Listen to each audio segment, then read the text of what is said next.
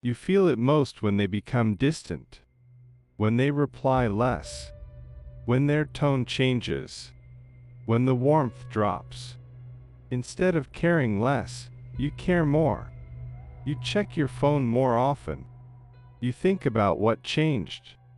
You replay your last messages. You feel closer, not farther. And that confuses you. Because shouldn't distance reduce attachment, not increase it? If someone pulling away makes you feel more emotionally hooked, there is a pattern happening, not weakness. Let's look at this slowly, and without judging you. Maybe you've told yourself this before. I just need to stay calm and give space. But inside, you're not calm. You feel more alert, more emotionally tuned in, more sensitive to every small signal. When they move away, your emotional focus moves closer. You don't feel detached, you feel engaged, activated, invested. You start wanting clarity, reassurance, contact. Not because you're needy, but because distance created emotional tension. And tension pulls attention. This happens to more people than you think, especially people who care deeply and connect seriously. There is a real emotional mechanism behind this reaction. And once you see it, the pattern stops feeling mysterious and starts feeling readable. Let's walk through it together. Stay with this experience for a moment, not as an idea, but as a scene you've probably lived. You're talking to someone regularly. The rhythm feels good. Messages flow. There's warmth. Maybe not intense, but present. You feel included in the emotional space between you. Then something shifts. They take longer to reply. Their tone becomes shorter. The energy changes, slightly, but noticeably. Nothing dramatic happened. No fight. No clear reason. Just distance. And instead of your feelings cooling down, they grow stronger. You start checking your phone more often. You notice every notification. You feel a small drop in your stomach when it's not them. You reread the last exchange trying to detect where the shift began. You tell yourself to relax, but your attention tightens. You become more emotionally focused, not less. This is the moment many people feel confused about themselves. Because logically, distance should reduce attachment, but emotionally, it often increases it. Let's bring this into everyday relationship moments. You're dating someone new. In the beginning they were expressive, attentive, engaged, curious. Then suddenly they become less available. Not gone, just less emotionally present. You expect your interest to fade, but instead, your emotional involvement intensifies. You start wanting to get back to how it felt before. You become more patient, more understanding, more emotionally accommodating. You lean in when they lean back. Another scene. You're in a developing relationship. When they are warm, you feel good, but steady. When they are distant, you feel emotionally pulled. The contrast creates a spike of emotional attention. The moment they reconnect, you feel relief, almost like closeness deepened. But what actually deepened was emotional tension, not intimacy. Or consider this version. You decide you won't overinvest this time. You promise yourself you'll stay balanced. Then the other person becomes slightly less available, and suddenly you feel more emotionally open than before. You share more, think more, care more. Not because connection increased, but because uncertainty did. Distance created emotional gravity. Many people think attachment grows from closeness alone, but often, attachment grows from interrupted closeness, closeness that becomes unstable. Interrupted connection creates emotional reach. Reach creates emotional investment.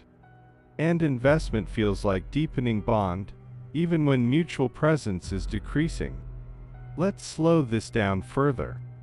Notice what happens in your body when someone you care about becomes less emotionally reachable. Your thoughts speed up. Your emotional awareness sharpens. You feel more tuned to their behavior. Your system shifts from connection mode to monitoring mode. Monitoring feels active, alive, emotionally charged. And emotional charge is often mistaken for emotional depth. But activation and depth are not the same thing. Activation is when your emotional system is trying to restore connection. Depth is when connection is already mutual and open. Activation feels urgent. Depth feels spacious. Yet urgency often feels stronger, and stronger feelings are often labeled as stronger attachment. Another everyday pattern looks like this. When someone is consistently available, you feel comfortable, but not consumed. When someone becomes inconsistent, you feel emotionally preoccupied. Preoccupation is often misread as passion, but preoccupation is attention under uncertainty. Think about how your mind behaves when something is unresolved, a pending result, a delayed answer, an unfinished conversation. Your mental focus returns to it repeatedly. Emotional distance creates emotional unfinishedness. Unfinishedness creates mental return. Mental return feels like emotional importance. This is why people sometimes say, "I don't know why I can't stop thinking about them." The mind is trying to close an emotional loop, not necessarily deepen a bond. There is also a subtle hope mechanism that activates when someone pulls away.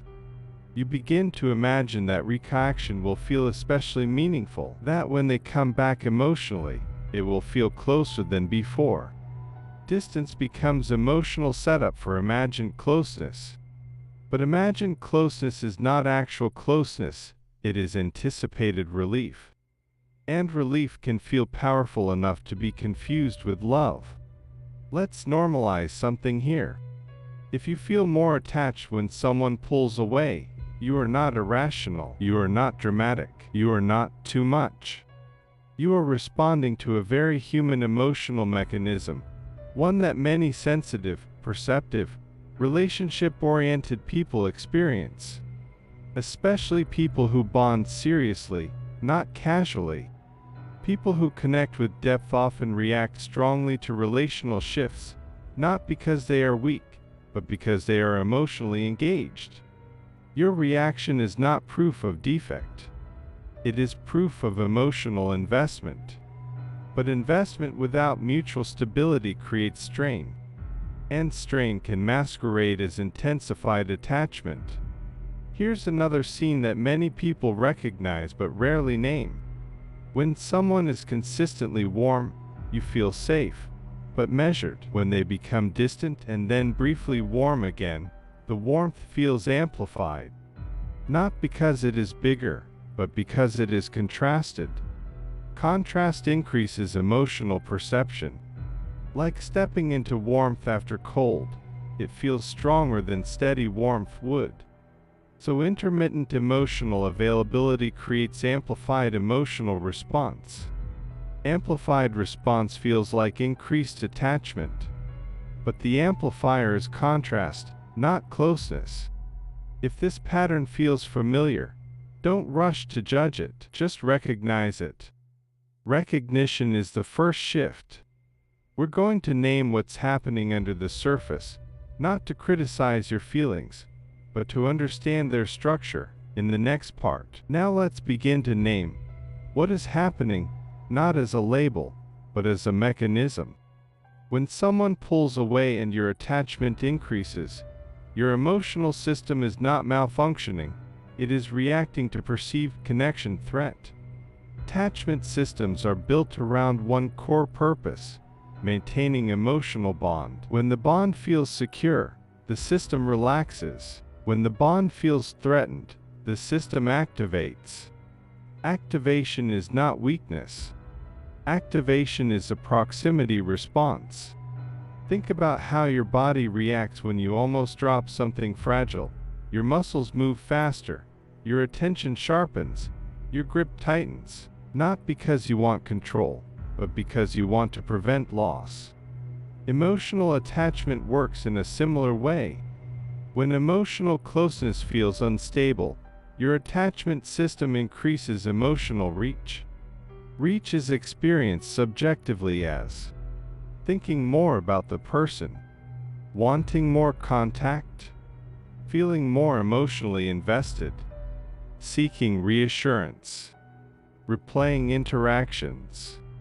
From the inside, this feels like growing attachment, but structurally, it is protective activation.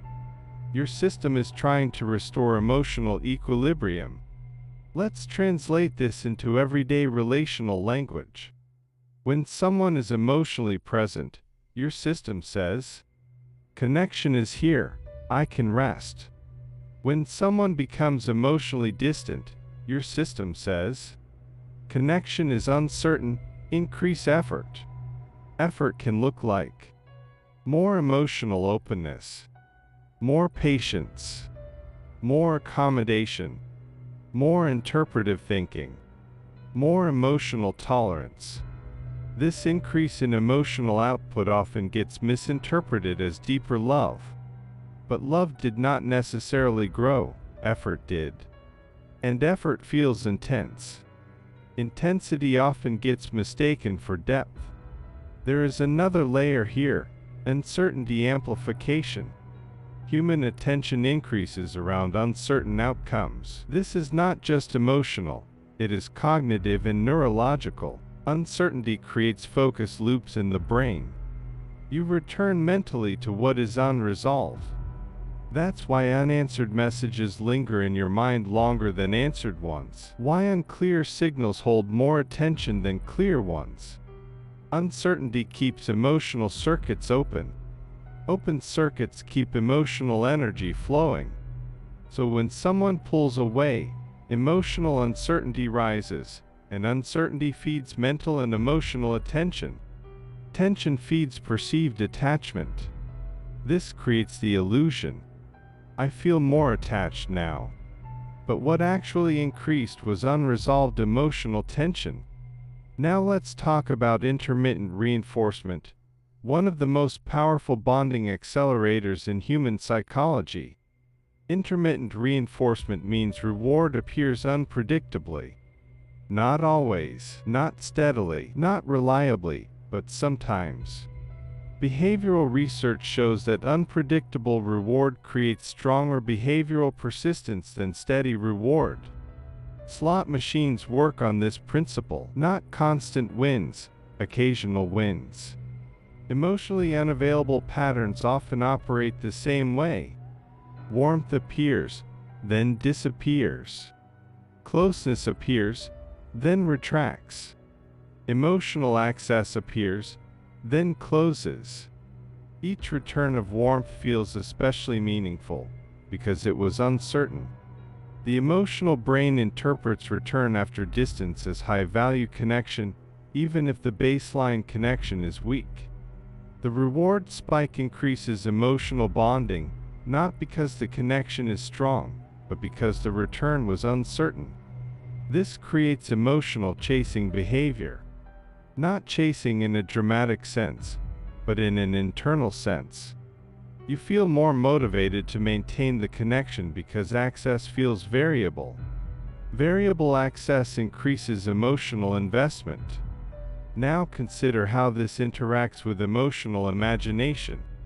When someone is consistently available, you experience them directly. When someone is inconsistently available, you experience them partly through imagination. Imagination fills emotional gaps. You imagine their inner depth, their hidden feelings, their unexpressed care, their potential vulnerability. Projection increases emotional bond faster than data, because imagination is emotionally generous. The less emotional clarity you receive, the more your inner world supplies. So paradoxically, emotional distance sometimes creates stronger internal bonding, not because of what is shared, but because of what is imagined. Another mechanism involved is emotional contrast encoding.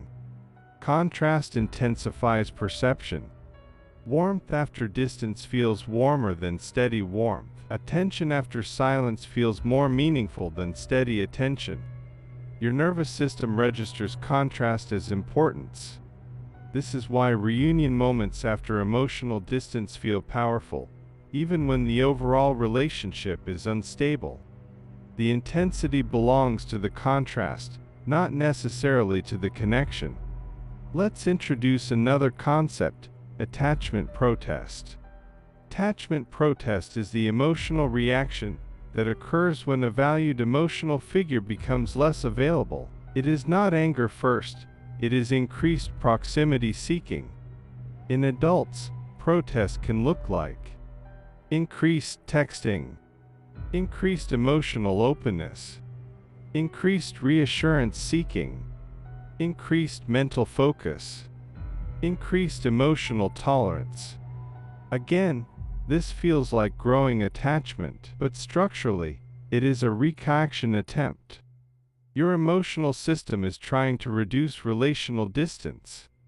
Some people experience protest internally, not behaviorally. They don't act more, they feel more. More longing, more mental presence, more emotional pull. This internal protest can feel like deepening love, when it is actually deepening reach.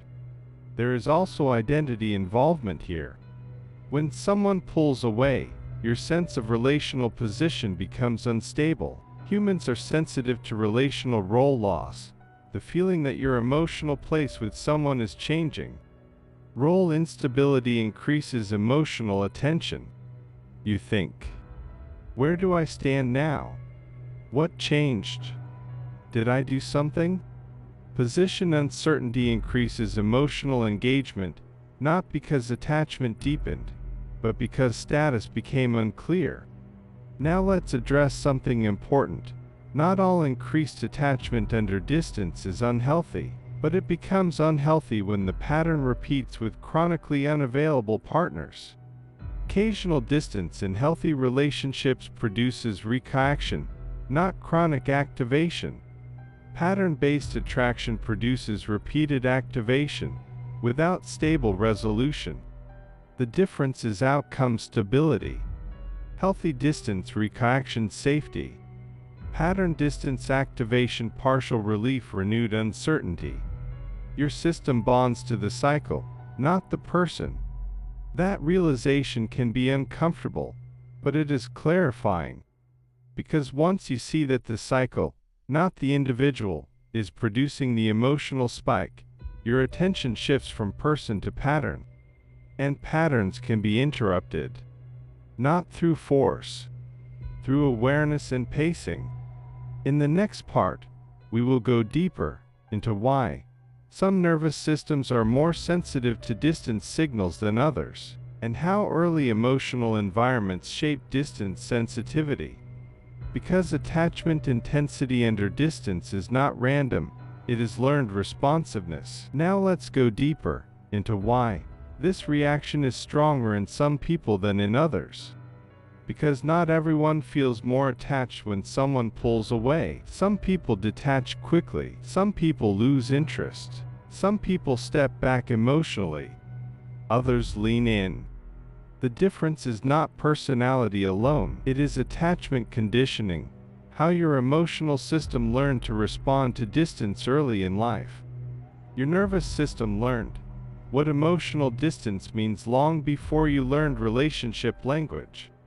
Distance is not neutral to the attachment system, it is interpreted. For some people, distance reads as give space. For others, distance reads as connection is at risk. Those interpretations are learned, not chosen. Let's look at how that learning happens.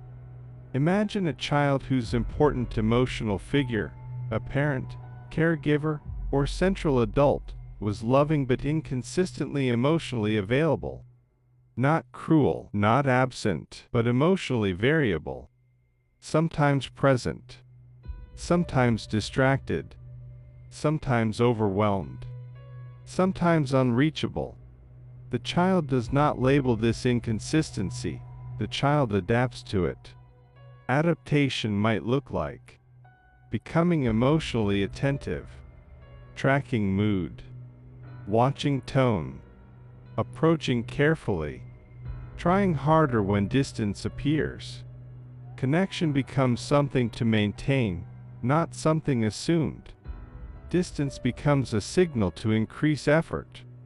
That pattern can travel forward into adult relationships without conscious awareness. Years later, when a romantic partner becomes emotionally distant, the adult nervous system activates the same adaptation. Move closer emotionally. Increase attention. Increase care. Increase emotional effort. Not because the adult wants imbalance, but because the system learned. Distance increase reach. This is not weakness. It is learned proximity response. Let's make this concrete with a relational scene. A child grows up with a caregiver who is affectionate, but emotionally preoccupied. The caregiver loves the child, but emotional attention is inconsistent, sometimes deeply engaged, sometimes mentally elsewhere. The child learns. When attention drops, I must move toward. They become skilled at emotional reaching. They become emotionally persistent. As adults, these individuals often say, I don't give up easily on people, which sounds like loyalty, and often is, but underneath it is distance sensitivity. Distance does not deactivate them. Distance activates them. Another early formation pattern is emotional unpredictability paired with relief. If emotional closeness sometimes followed emotional distance, the nervous system learns a powerful emotional equation. Distance longing reaction relief. Relief becomes emotionally encoded as closeness. Later in life, when a partner pulls away and then reacts briefly, the relief feels deeply bonding, even if the overall pattern is unstable. The system bonds to relief cycles. This is not conscious, it is physiological learning. Now consider another pattern, emotional over-responsibility conditioning. Some children learn that emotional harmony depends on their behavior, that they must stay calm, supportive, and demanding, emotionally adaptive to maintain relational stability. They become emotional stabilizers. They learn to reduce relational friction. When someone pulls away emotionally, these adults don't step back, they step forward in regulation mode. They try to restore balance. They become more patient, more understanding, more emotionally flexible. This looks like maturity, but when one-sided, it becomes over-functioning. Over-functioning increases attachment under distance. Because emotional effort deepens emotional investment. There is also a pattern connected to emotional scarcity. When emotional availability was limited in early relational environments, attention and closeness felt precious, not assumed. Scarcity increases value perception. If warmth was rare, warmth felt powerful. If closeness was occasional, closeness felt precious. Later, emotionally distant partners trigger scarcity memory. When they offer brief emotional access, it feels highly valuable. Not because it is objectively large, but because it is emotionally scarce. Scarcity amplifies perceived importance. Steady availability can feel emotionally normal. Intermittent availability can feel emotionally special. This is a perception distortion created by scarcity imprinting. Another origin factor is emotional abandonment sensitivity, not necessarily abandonment in the dramatic sense, but emotional misattunement. When a child repeatedly experiences emotional misattunement, meaning their feelings are not mirrored, understood, or responded to, the system becomes sensitive to relational shifts. They grow into adults who feel emotional changes quickly. Tone shifts register strongly. Tension shifts register strongly. Engagement shifts register strongly. Distance signals are amplified internally. This amplification is not imagination, it is nervous system tuning. Some systems are tuned to detect relational distance faster, because early survival depended on it.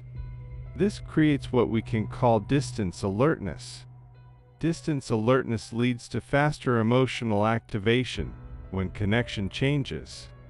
Now let's talk about something subtle but powerful, emotional role imprinting. Children don't only learn how relationships feel, they learn who they are inside them. Some learn, I am the one who reaches.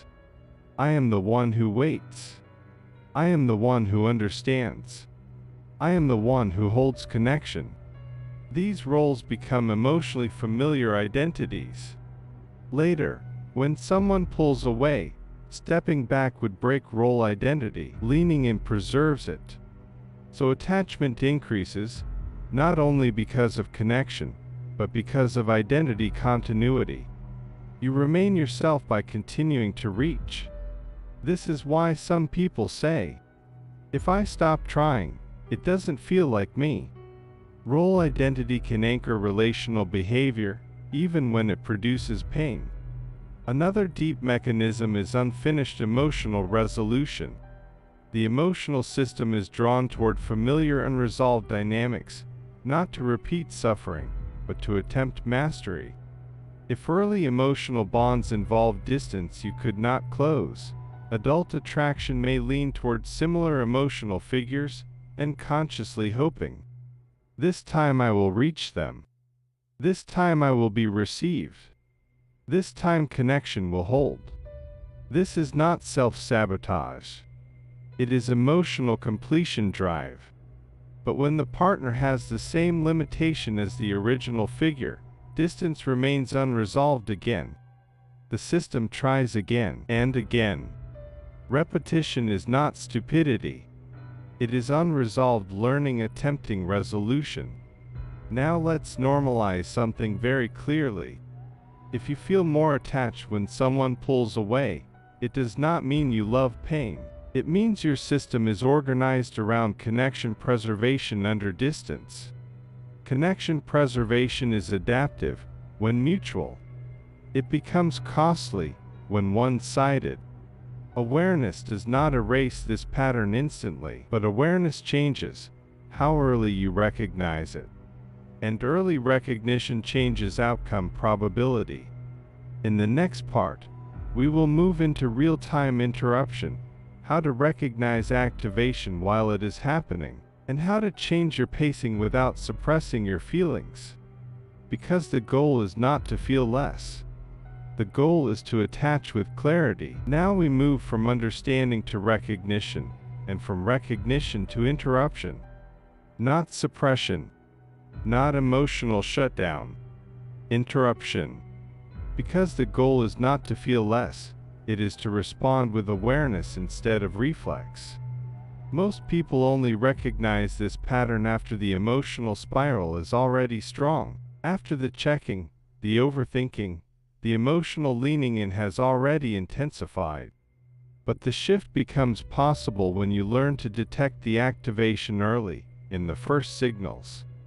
Let's slow down the moment when someone pulls away emotionally. Not the story, the body. What happens first is rarely a thought. It's a sensation. A slight drop in the stomach. A tightening in the chest. A subtle alertness. A shift in attention toward the person. Your emotional system notices distance before your mind explains it. This is your activation signal. Most people miss this stage and only notice when thoughts are already racing. So the first practical move is this. Name activation early. Not dramatically, simply. Something in me just activated. That sentence alone creates internal space. Because when you name activation, you stop confusing it with truth. Activation feels like truth, but it is a state. States pass, truths remain. When you don't name activation, you obey it. When you name activation, you observe it. Observation slows reflex. Now let's talk about the first behavioral reflex most people have under distance activation: emotional acceleration. Emotional acceleration looks like wanting to clarify immediately, wanting to reconnect immediately, wanting to express more immediately, wanting reassurance immediately. Acceleration feels like honesty, but often it is urgency. Urgency is not always aligned with timing. One of the most powerful pattern interruptions is pacing adjustment. Not withdrawal, pacing. Instead of moving closer faster, you stay present at current distance. You don't disappear. You don't chase. You don't perform detachment. You hold emotional position. This feels uncomfortable at first because your system wants movement. But holding position creates emotional regulation. Think of it like this. Activation says, move forward. Awareness says, stay here. Still engaged. Still warm. Still real. But not accelerated. Another interruption tool is attention redistribution. Under distance activation, attention narrows around the person. Your mental spotlight shrinks. You think, them, them, them, them. This is not love, this is attention capture. Attention capture amplifies attachment sensation. So you don't force yourself to stop thinking. That never works. Instead, you widen your field deliberately. You expand your attention environment. You talk to a friend. You go outside. You engage your body. You do something sensory. You move physically. Not as distraction, as nervous system regulation.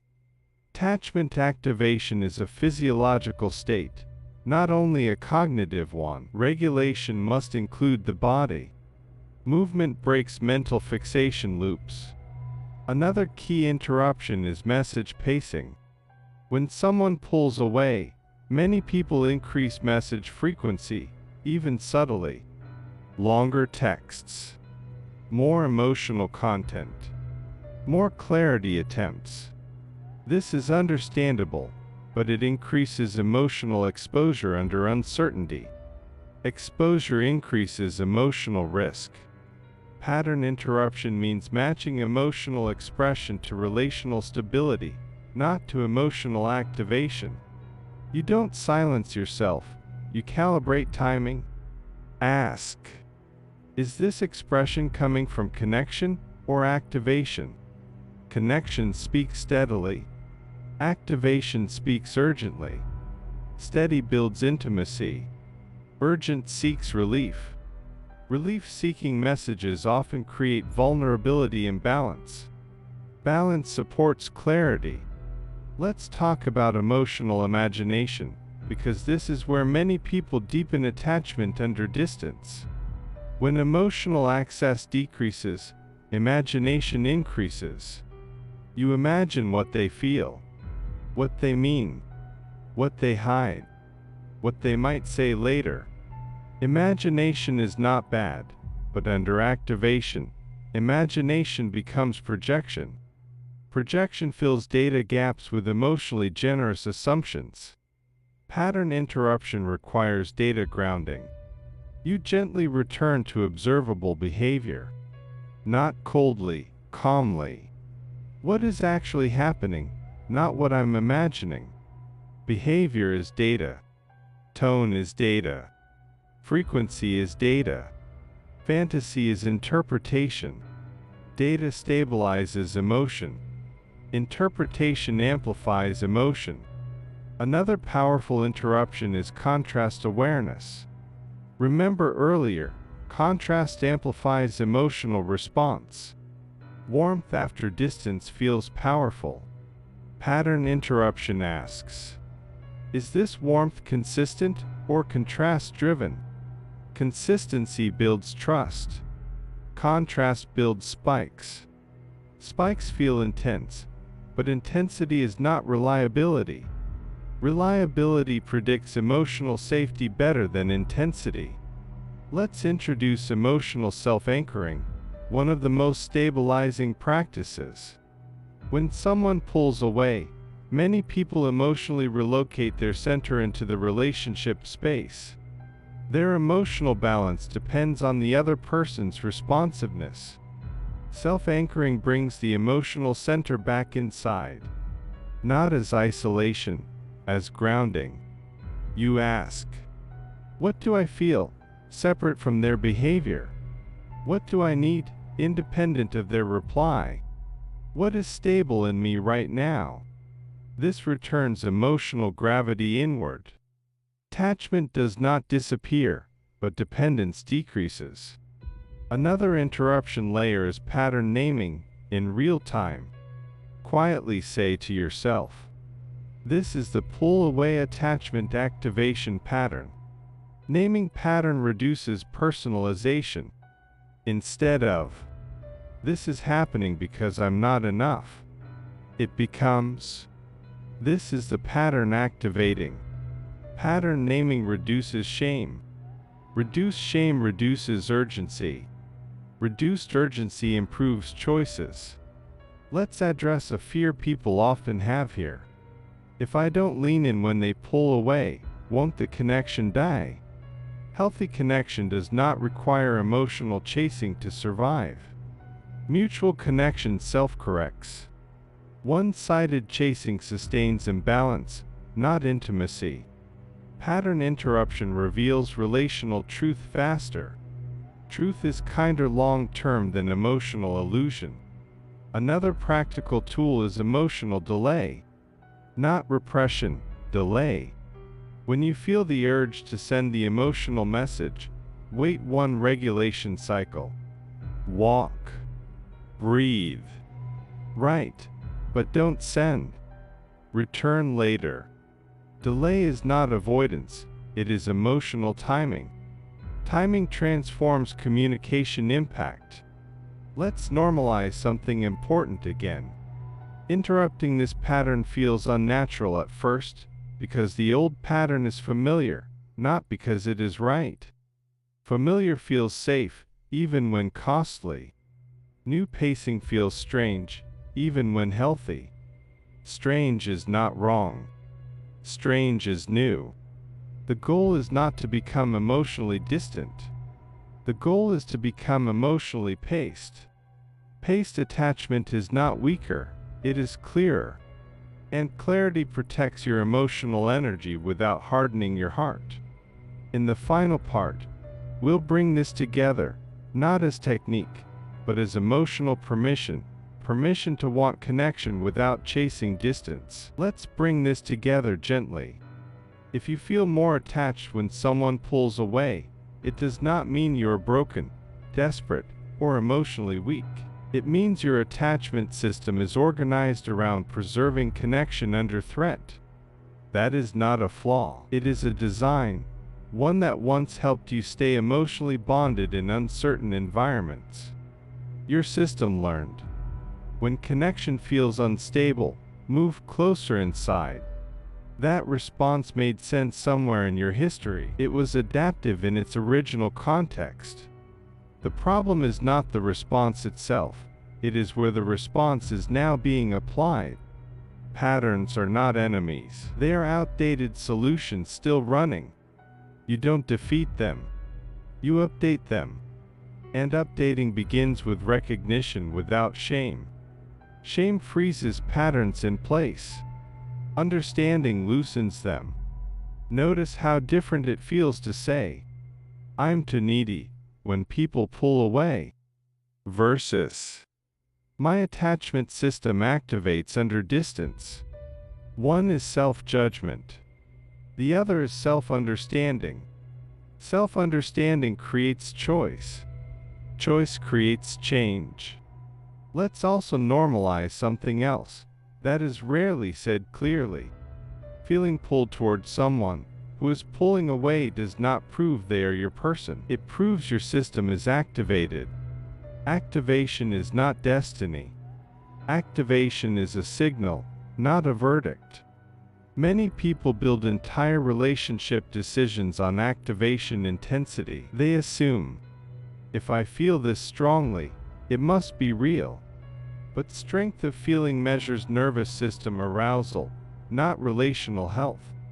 Healthy attachment feels warm, open, breathable. Activation attachment feels urgent, narrow, consuming. Warmth invites presence. Urgency demands response. You are allowed to learn the difference slowly. Another permission you may need is this. You are allowed to want mutual availability. Not dramatic passion only. Not emotional mystery only. Not intensity spikes only. Mutual availability is not boring, it is regulating. But if your system learned love through contrast and inconsistency, regulation can feel unfamiliar at first. Familiar chaos can feel like chemistry. Unfamiliar calm can feel like doubt. That does not mean calm is wrong, it means it is new. New emotional experiences often feel quieter, not weaker, just less activating. And quiet does not mean shallow. Quiet often means safe. Let's talk about grief, because there is sometimes a quiet grief inside this pattern. The grief of realizing that emotional chase is not intimacy. That longing is not closeness. That relief is not security. Seeing this can feel sobering, but it is also freeing. Because when you stop confusing activation with connection, you stop overinvesting in emotional uncertainty. You don't stop caring. You start pacing care. Paced care protects your heart without closing it. You remain emotionally available, but not emotionally self-abandoning. There is a big difference between reaching and abandoning yourself while reaching. You are allowed to stay connected to your feelings while also staying connected to your boundaries. Those two are not opposites. You can say internally, I feel drawn, and I will move slowly. I feel attached, and I will observe stability. I feel the pull, and I will keep my center. Center is the word here. Attachment without center becomes chase. Attachment with center becomes choice. And choice changes relational outcomes over time. Another important truth, when you stop chasing distance, you don't lose love, you lose illusion. Real mutual connection does not disappear when urgency decreases. It often becomes clearer. Patterns survive on unconsciousness. They weaken under awareness. Not overnight, but reliably. Each time you notice activation earlier, pace yourself better, anchor inward faster, the pattern loses automatic control. Not because you forced yourself, but because you saw clearly. Clarity is one of the most powerful emotional regulators that exists. Let's end with something steady and honest. You don't need to become less feeling to build healthier attachment. You don't need to become detached, cold, or emotionally armored. You only need to become more aware of your timing, your pacing, and your center. Your depth is not the problem. Your sensitivity is not the problem. Your capacity to bond is not the problem. Unconscious repetition is the problem, and repetition can be interrupted. Not by rejecting your heart, but by including your awareness. You are not meant to chase distance. You are meant to meet presence. And presence, when mutual, does not require pursuit to stay.